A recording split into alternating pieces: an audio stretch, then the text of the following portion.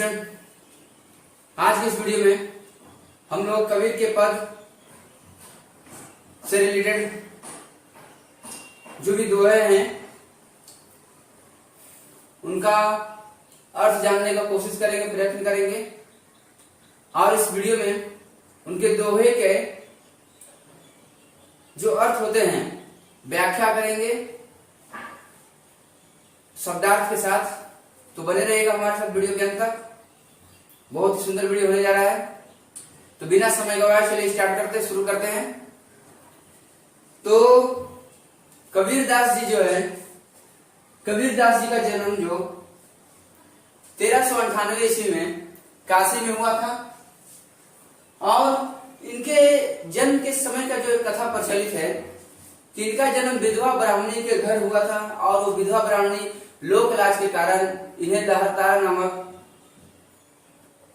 स्थान पे छोड़ देती है, जहां पर इन्हें नीरू और नीमा नामक जुल्हा दंपति देखती है और उनका पालन पोषण करती है। इनका जन्म लोई नामक स्त्री से हुआ था। उनसे 2 बच्चे हुए, जिनका पुत्र का नाम कमाल और पुत्री का नाम कमाली था। इनके जो शिष्य थे धर्मदास, उन्होंने इनके सारे उपदेशों को बीजक नाम से संग्रहित किया और बीजक के 3 भाग हैं, साखी, शबद और मैनी। और इन तीनों भागों में कबीरदास जी के दोहे उपदेश सुरक्षित है, जो आज भी मानव समाज का मार्गदर्शन करती है और अभी भी उन दोहों का अर्थ जीवंत प्रतीत होता है और हमारे जीवन में वो 100% यदि कोई व्यक्ति उतार ले तो सफल हो जाए उसी वक्त, उसी समय। तो चलिए शुरुआत करते हैं उन दोहों का। अमृत के समान जो दोहे हैं उनके अर्थ जानने की कोशिश करें और जीवन में उतारने का प्रयास करें और जीवन को सफल बनाने के लिए एक कदम आगे बढ़े, मेहनत करें। तो शुरुआत करते हैं। पहला जो लाइन है कि ज्ञान प्रकाशा गुरु मिलिया सो जिन बिसरी जाय, जब गोविंद कृपा करे तब गुरु मिलिया आय। यहाँ पर ज्ञान प्रकाशा का मतलब है कि ज्ञान के प्रकाश के समान। गुरु की संज्ञा यहाँ ज्ञान के प्रकाश के समान की गई है। सो मने उन्हें, जिन्हें बिसरी जाए, कैसे भुलाया जाए। जब गोविंद, गोविंद मने उस परम पिता परमेश्वर जिसकी सत्ता सर्वशक्तिशाली है, उनका जिक्र किया गया है। तब गुरु मिलिया है, तभी गुरु मिलते हैं, गुरु का कृपा होता है। प्रस्तुत पक्षियों के माध्यम से कबीरदास जी कहते हैं कि ज्ञान प्रकाशा गुरु मिला, सो यदि बिसरी जाए, जब गोविंद कृपा करी तब गुरु मिलिया है। कि इस जीवन में गुरु की जो प्राप्ति होती है, आपके जीवन में गुरु का जो आगमन होता है, उस गुरु का आगमन जो ज्ञान के प्रकाश के समान है, जो ज्ञान के प्रकाश से आपके हृदय के अज्ञान के अंधकार को मिटाता है, उनका आगमन उस परमपिता परमेश्वर के मर्जी से ही होता है। तो जिस गुरु का आगमन उस परमपिता परमेश्वर के आगमन उस परमपिता परमेश्वर के मर्जी से हुआ है, इच्छा शक्ति से हुआ है, उस गुरु को कैसे भुलाया जा सकता है। जब गोविंद कृपा करी तब गुरु मिलिया है। और वो जिसकी सत्ता सर्वशक्तिशाली उस परमपिता परमेश्वर हमारे इष्ट की जब तक इच्छा ना हो तब तक गुरु की प्राप्ति नहीं हो सकती। इस जीवन में सभी व्यक्तियों को गुरु की जरूरत पड़ता है। सबके जीवन में एक शिक्षक, एक आदर्श, एक आइडियल पर्सन चाहिए चाहिए जो उनका मार्गदर्शन करे। भारतीय संस्कृति ही हमेशा शुरू से ही गुरु की आधारशिला पर टिकी हुई है, चाहे वो चाणक्य हो, चाहे वो द्रोणाचार्य हो। आज भी समाज में बहुत सारे जो शिक्षक है, बहुत सारे विद्यार्थियों का मार्गदर्शन करते हैं। तो हमारे भारतीय संस्कृति में जो शिक्षक होते हैं, गुरु होते हैं, उनका सत्ता जो है, उनका स्थान है, सबसे ऊंचा माना गया है। और उनका जो आगमन है, उनका जो जीवन में जो महत्व है, वो सबसे महत्वपूर्ण है। हमारे जीवन को सफल करने में उनका अभूतपूर्व योगदान होता है और उनका आगमन उस परमपिता परमेश्वर के अनुकंपा से ही, उनकी कृपा से ही होता है। जब तक उनकी कृपा नहीं होगी तो कोई भी व्यक्ति हमें मार्ग दिखाने वाला हमारे जीवन में नहीं आ सकता है। तो समझ लीजिए, जब कभी आपके जीवन में अंधकार से प्रकाश की तरफ ले जाने वाला कोई व्यक्ति आपके जीवन में आया है तो उसकी कृपा के बिना नहीं आ सकता है। तभी समझिएगा आपके जीवन में प्रभु की कृपा शुरू हो गई है, क्योंकि आपके जीवन में गुरु का आगमन हो गया है। न गुरु मिलिया न शिष्य भया, लालच खेलिया डाव, दोनों बुढ़े धार गए चढ़ी पाथर की नाव। कहने का मतलब है इस जीवन में जब कभी भी हम रिश्तों को लाभ और हानि के तराजू में तोलते हैं तो रिश्तों का जो समर्पण का जो भावना होता है, रिश्तों का जो जोड़ होता है, जो प्रेम का जो डोर होता है, वो बहुत ही कमजोर हो जाता है। न गुरु मिलिया न शिष्य भया, लालच खेलिया डाव। जब हमारे हृदय में लालच का वास हो जाता है, जब हमारे हृदय में लालच घर कर जाता है, तब ना हम किसी के शिष्य ही बन पाते हैं, ना ही कोई हमारा गुरु ही बन पाता है। क्योंकि लालच जो होता है रिश्तों की मिठास को कम कर देता है। तो कभी भी रिश्ता, जब जो भी रिश्ता हम समाज में बनाए तो उन रिश्तों में समर्पण की भावना होना चाहिए, लालच की जगह पे। दोनों बुढ़े धार में चढ़ी पाथर की नाव, डूब जाते, दोनों डूब जाते हैं चढ़ी पाथर की नाव। पाथर की नाव मैंने अज्ञान के नाव पे सवार होकर के दोनों डूब जाते हैं। दोनों कौन? गुरु और शिष्य का बात यहाँ पर किया गया है कि जब गुरु और शिष्य दोनों के बीच अज्ञान अहंकार का बोध आ जाता है तो दोनों पाथर की नाव, अज्ञान की नाव पे सवार होते हैं और अपने उद्देश्य की पूर्ति नहीं कर पाते हैं। बहुत सारे विद्यार्थी होते होंगे जिनका जो अपने शिक्षक के प्रति समर्पित नहीं होते होंगे, चाहे बहुत सारे शिक्षक अपने विद्यार्थी के प्रति समर्पित नहीं होते होंगे, तो क्या होता है उनके बीच के रिश्तों का जो जोड़ होता है, जो समर्पण की भावना होती है, वो कमजोर हो जाती है। तो कभी भी रिश्तों को लाभ या हानि के तराजू पे नहीं तोलना चाहिए। जिस रिश्तों में लाभ का मतलब ही होता है शोषण। तो जब कभी भी लाभ किसी भी रिश्ते में आ जाता है तो उस रिश्ते को खत्म होते देर नहीं लगती है। वो रिश्ता वैसे ही डूब जाता है जैसे पाथर की नाव जिस प्रकार पानी में तैर सकता है, पत्थर की नाव तैर नहीं सकता है।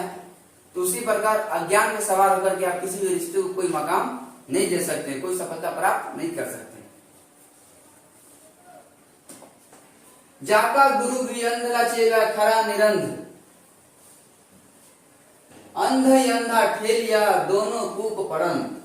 जाका गुरु भी अंधा चेला, मैंने जिसका गुरु भी, कबीरदास जी कहते हैं कि जिस व्यक्ति का गुरु भी अंधा है या जिस व्यक्ति का शिष्य भी अंधा है, तो जाका गुरु भी अंधला चेला खरा निरंध। खरा निरंध का मतलब बिल्कुल निरंध, बिल्कुल अंधा। जहां पर शिष्य और गुरु दोनों अंधे हैं, दोनों अंधे मैंने अज्ञान के अंधकार जब इंसान के आंखों पर छा जाता है तो उसे कुछ दिखाई नहीं देता है। तो जिसके हृदय में अज्ञान के अंधकार है, अज्ञान रूपी अंधकार जिसके हृदय में वास कर गई है, वो कुछ भी उसे सत्य दिखाई नहीं देगा, उसे उस मानव को मानवता दिखाई नहीं देगी, उस गुरु को शिष्य के प्रति प्रेम और इस शिष्य को गुरु के प्रति प्रेम नहीं दिखाई देगा। दोनों रिश्तों के प्रति कोई प्रेम समर्पण की भावना कुछ नहीं बच जाती है। अंधा ही अंधा ठेलिया, क्योंकि दोनों अंधे हो जाते हैं।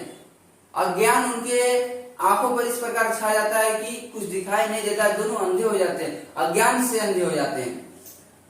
ठेलिया दोनों कूपड़न माने कूप माने होता है कुआं, दोनों कुएं में गिर जाते हैं। यहाँ पर गिरने मतलब ये तो आउटर मीनिंग, इनर मीनिंग का मतलब है कि गर्त में, बुराइयों के गर्त में, नाकामयाबियों के गर्त में गिर जाते हैं, अपने उद्देश्य की पूर्ति नहीं कर पाते हैं और अपने व्यक्तित्व की हानि कर बैठते हैं। तो दोनों कूप माने कुएं में गिर जाना। कुएं में गिर जाने का मतलब क्या होता है? अंधकार की गहराइयों में गिर जाना, अज्ञान के अंधकार की गहराइयों में गिर जाना।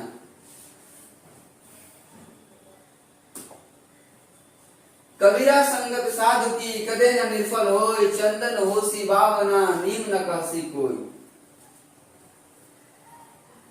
कबीरा संगत साधु की कदे न निर्फल होय, कहने का मतलब है कि सबको संगति का फल जरूर मिलता है एक ना एक दिन। आपके शिक्षक, चाहे आपके छोटे, आपसे जो बड़े हैं, वो भी आपको कभी ना कभी ये परामर्श देते होंगे कि अपने संगति पर जरूर एक बार गौर करना चाहिए कि हम किसके साथ रह रहे हैं। यदि आपको क्षण मात्र भी लगे कि आप जिसके साथ हैं उनसे भविष्य में हानि होने वाली है, जितना हो चुका है तो ठीक है, लेकिन भविष्य में और हानि होने वाला है, तुरंत उस रिश्ते का त्याग कर दीजिए। रिश्ते इस दुनिया में कम बनाइए, लेकिन जितना ही बनाइए ठोस बनाइए, जिसमें आपके प्रति समर्पण की भावना हो, जो लोग बस आपसे जुड़ा ना हो, जिसको कुछ पाने की कामना ना हो आपसे, बस आपका साथ ही पर्याप्त है, ऐसे रिश्ते बनाइए जीवन में। तो कबीरा संगत साधु, साधु मतलब यहाँ अच्छे व्यक्तियों का बात किया गया, सज्जन पुरुषों का बात किया गया कि सज्जन पुरुषों का साथ आप लाख दोस्त बना रहे, लेकिन उनमें से कोई भी सज्जन नहीं है, कोई भी भला नहीं है जो आपका भला चाहता है, कोई भी ऐसा व्यक्ति नहीं है, तो व्यर्थ है वो साथ। तो कबीरा संगत साधु की कदे न निर्फल हो। मैंने इस जीवन में यदि आप अच्छे व्यक्तियों का साथ आपके जीवन में है, या अच्छे व्यक्तियों का आगमन आपके जीवन में हो रहा है, तो ये व्यर्थ न जाएगा, व्यर्थ नहीं होने वाला है, क्योंकि अच्छे व्यक्तियों का संगति कभी भी बेकार नहीं जाता है। सपोज दैट आप मेला गए, मेला में होता है ना, दो चार क्षण दोस्त आपके साथ चला गया, तो क्या होगा, उसको टोट टिटकारे मार के उसको छेड़ेगा, पिटा उठा के आ जाएगा, लेकिन उसी में से एक दूसरे का भाई देख ऐसे मत करना तो बहुत मार खाएगा, हम लोग सबके साथ नहीं रहते, चल अलग अपने साइड हो जाते हैं, ठीक है ना। लेकिन उसमें बोले बहुत साधु बन रहा है, भगा तो बेचारा अपना साइड चला जाएगा, लेकिन बाद में पिटा करके यदि आ जाओगे तो बोले नहीं भाई तू ही सही बोल रहा था, तुम्हारे बात मानते तो आज पिटाते नहीं, सब चला लफंदवा के साथ नहीं रहेंगे, मार खिलवा देता है, ठीक है ना। तो कभी कभी बिना गलती के भी आप पिटा जाइएगा, बिना गलती के भी आप पर दोषारोपण हो जाएगा, क्यों, आप बुरे व्यक्ति के संपर्क में थे। बुरा व्यक्ति केकड़ा के समान होता है, जिस प्रकार झोड़ी में रखा हुआ केकड़ा किसी को टोकरी से बाहर निकलने नहीं देता है, उसी प्रकार बुरे व्यक्ति जो होते हैं वो चाहेंगे नहीं कभी आप आगे निकल पाए उनसे। वो जहां पर जिस गर्त में, जिस नाले में बैठे हैं, उसी नाले में, उसी कूड़े में आपको बैठा करके रखना चाहेंगे। हमेशा सज्जन पुरुषों का संगति करिए, जिस अवस्था में भी रहेंगे, विषम परिस्थितियों में भी सफलता का मार्ग प्रशस्त कर देंगे, ऐसे होते हैं सज्जन पुरुष। चंदन हो सी भावना, चंदन जो होता है सुगंधित होता है, चंदन का अपना गुण है, चंदन के संपर्क में जो आता है वो भी शीतल हो जाता है। चंदन के वृक्ष पर विषैले सांप लटके हुए, मैंने चिपके हुए रहते हैं उससे, तो क्या होता है, शीतलता मिलता है। आप कितने बुरे हैं वो मायने नहीं रखता, लेकिन आपके संग कितने अच्छे व्यक्ति आपके साथ खड़े हैं वो ज्यादा इफेक्टिव है, ठीक है। तो चंदन हो सी भावना, चंदन जो होता है सुगंधित होता है, नीम न कह कोई, तो नीम कभी कोई कहता है उसको, नहीं कहता है। अपने गुण को इस प्रकार ठोस मजबूत और अपने आप को इस तरह प्रशस्त कर लीजिए कि आपके वजूद को कोई दूसरा हानि ना पहुंच पाए, इतना मेहनत कर लीजिए आप, ठीक है। तो जीवन में कभी अभी जो हम लोग जो पढ़े कबीरदास जी के जो दोहे पढ़े, उनसे क्या मिलता है कि जीवन में कभी भी अच्छे व्यक्ति यदि आपका साथ छोड़ दे रहे हैं, समझ लीजिए कि आप उसी वक्त से बुराइयों के गर्त में जाना शुरू कर दे रहे हैं। सम टाइम कभी कभी कॉम्प्रोमाइज करना पड़े, लेकिन अच्छे व्यक्ति को अपने जीवन से जाने ना दे, क्योंकि अच्छे व्यक्ति जो होते हैं वही आपको सच्चा और अच्छा रास्ता दिखा सकते हैं। जितना हो सके कुसंगति से दूर रहिए, ठीक है। तो चंदन हो सी भावना, नीम ना हो कह कोई, जिस प्रकार चंदन को कोई नीम नहीं कर सकता और नीम का कोई चंदन नहीं कर सकता है, तो ठीक उसी प्रकार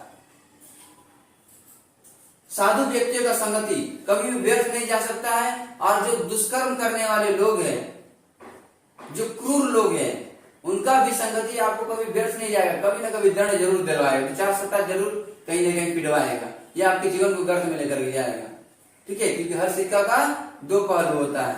आप अच्छे व्यक्ति के साथ में तो अच्छाई का फल मिलेगा, बुरे व्यक्ति के साथ में तो बुराई का भी फल भोगना पड़ेगा, ठीक है। इसके लिए भी इंसान सज्ज रहे। आई होप आप लोगों को वीडियो पसंद आया होगा। मिलते हैं अगली वीडियो में। इस तरह के वीडियोस को आप